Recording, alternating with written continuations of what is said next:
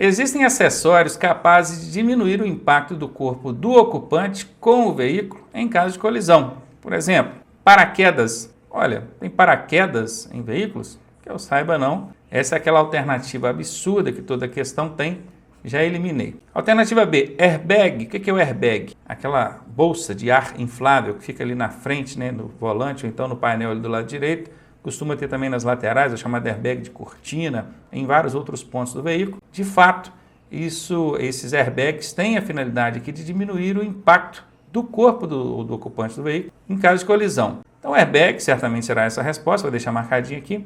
Sistema de suspensão. Suspensão, molas, amortecedores, balanças, não tem relação aqui com diminuir o impacto do ocupante com o veículo, não. Até que a suspensão tem a finalidade de diminuir o impacto do veículo em relação às irregularidades da pista, mas do ocupante com o veículo, não tem. A almofada, bom, se você quiser carregar, se você carrega uma almofada dentro do veículo, tudo bem, mas isso não é um acessório do veículo com a finalidade de diminuir o impacto aqui, não.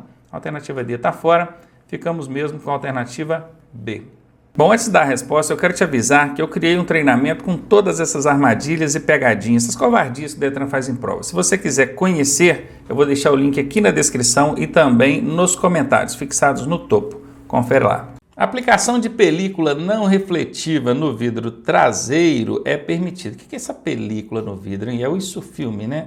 E ela não pode ser refletiva, ela pode ser escura, mas não pode ser reflexiva, refletiva, na verdade. No vidro traseiro é permitida, desde que o seu índice de transparência não seja inferior a, presta atenção na regrinha, ó, 75, 70, 28, 28. Isso é o quê? Isso é a porcentagem. 75, 70, 28, 28. Guarda isso. Ó, para-brisa, que é o vidro da frente, janelas da frente, que é do motorista e do passageiro da frente, janela traseira, janela quem está ali no banco de trás, e vidro traseiro. Bom, agora você já sabe que é permitido você colocar película em qualquer vidro, desde que conserve esse índice mínimo aqui de transparência de dentro para fora. Então aqui, ó, qual foi vidro traseiro? Perguntou?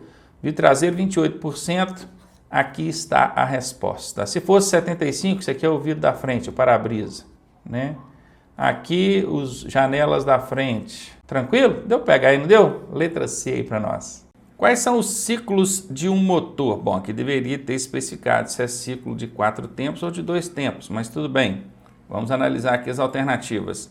Entrada, saída e escapamento. Bom, esses ciclos, gente, para quem está estudando em mecânica na autoescola ou quem está fazendo pelo nosso curso também, é o seguinte. O motor, para ele trabalhar, para funcionar, ele precisa de admitir combustível, então tem o tempo de admissão.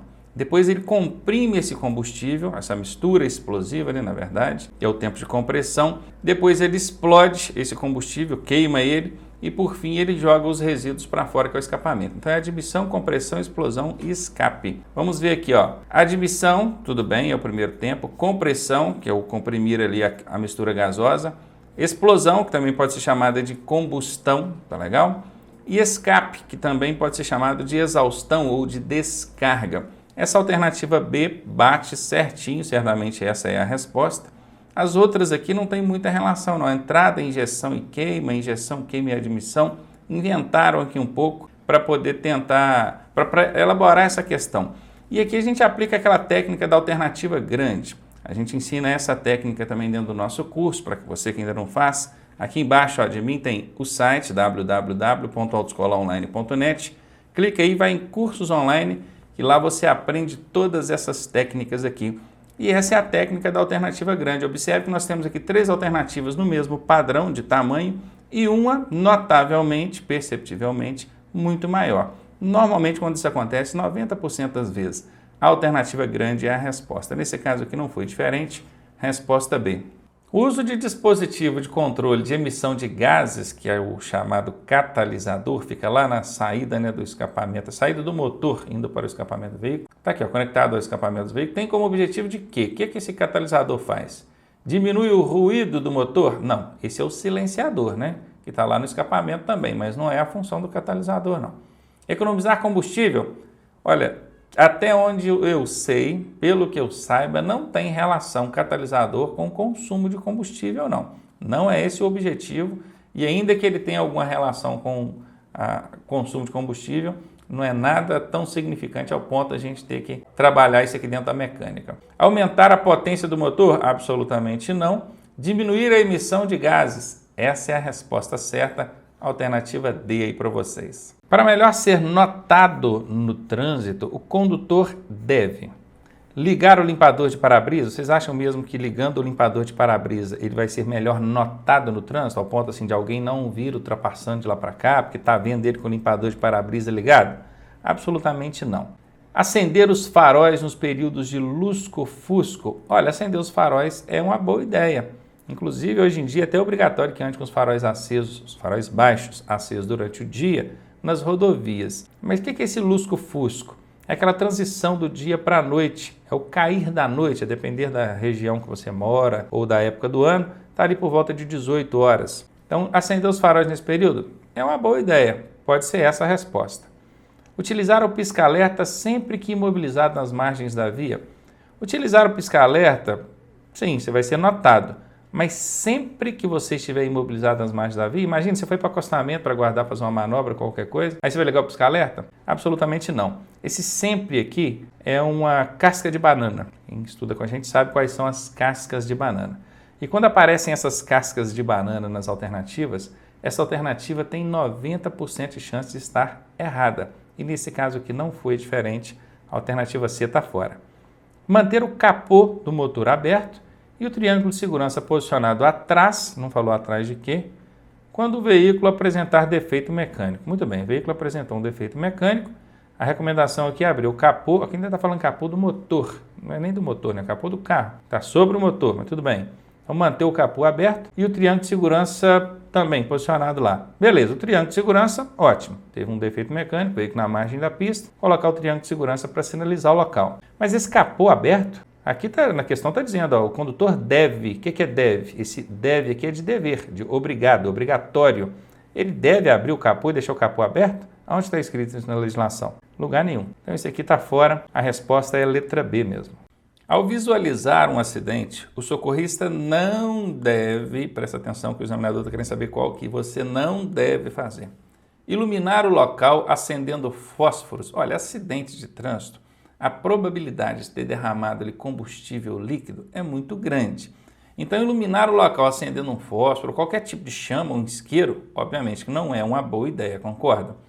Então, isso não é, como o examinador está querendo aquela aqui, não é, certamente será essa a resposta. Preocupar-se primeiro com a sua segurança. Exatamente, a sua segurança e a segurança dos ocupantes que estão no seu veículo devem ser colocados como prioridade.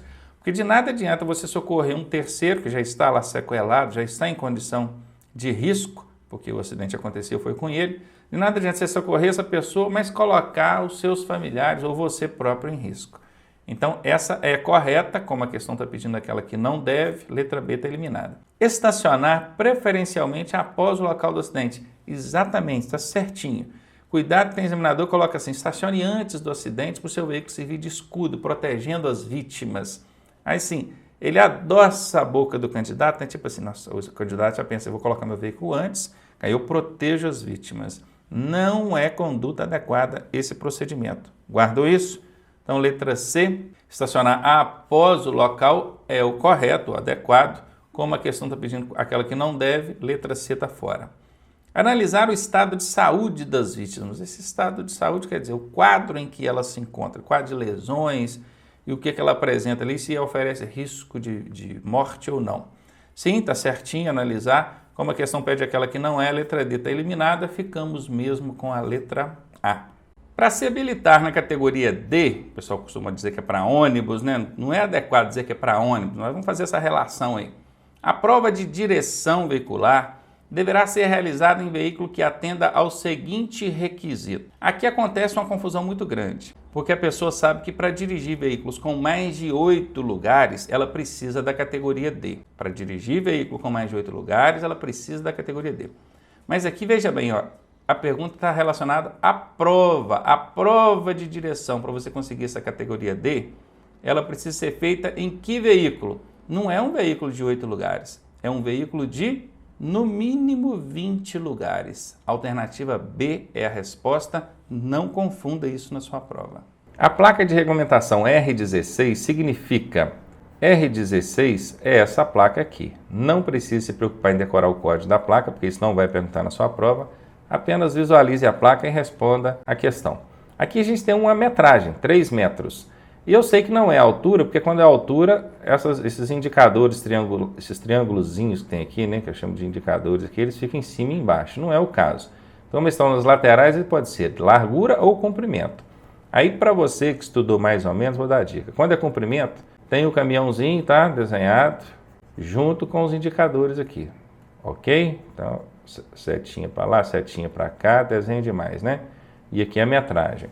Aí sim seria comprimento. Aqui não é comprimento, é largura. E a largura máxima permitida. Cadê? Largura máxima permitida, alternativa D. Não é largura permitida por eixo, porque não tem nada mostrando o eixo aqui, teria que ter o desenhozinho de um eixo. Nem existe essa largura por eixo, existe peso máximo permitido por eixo. Então aqui está fora. Largura regulamentada? De certa forma é. Na prática você vê que isso aqui é a largura regulamentada, largura máxima, né? Faltou colocar aí o termo máxima. Largura máxima por eixo? Não tem nada de eixo aqui, está fora. Alternativa D, uma questão relativamente fácil essa.